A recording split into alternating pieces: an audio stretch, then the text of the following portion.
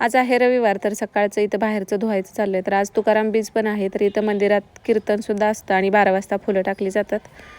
तर आज बाहेरचं धुवून घेतलं. त्यासोबत स्कूटी सायकल होत्या त्या पण धुतल्यानंतर इथं मटकीची भाजी करायची होती, तर त्यासाठी मटकी हळद आणि मीठ टाकून मटकी शिजायला ठेवून दिली. नंतर इथं लापशी बनवण्यासाठी 1 वाटी लापशीचा रवा घेऊन अशा पद्धतीने तुपामध्ये परतून घेतलं. त्यामध्ये एक ड्रायफ्रूट आणि ओला नारळ टाकलेला आहे. 3 वाट्या पाणी टाकलं 1 वाटी रव्यासाठी आणि लापशी पण शिजायला ठेवून दिली.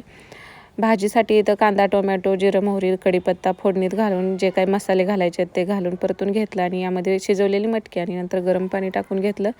मस्त अशी मटकीची रस्साभाजी तयार केलेली आहे. आणि 1 वाटी लापशीसाठी 1 वाटी गूळ घेतला. लापशीला अगोदर 3 शिट्ट्या काढल्या होत्या आणि खपली गव्हाची लापशी असल्यामुळे परत एकदा ह्याला अजून गुळाचं पाणी करून 2 वाट्या म्हणजे एकूण 5 वाट्या पाणी टाकलं आणि परत 3 शिट्ट्या काढून घेतल्या आणि 3 शिट्ट्यामध्ये मस्त अशी लापशीसुद्धा शिजून तयार झालेली आहे. तर आज तुकाराम बीज आहे म्हणून म्हटलं काहीतरी गोड करावं.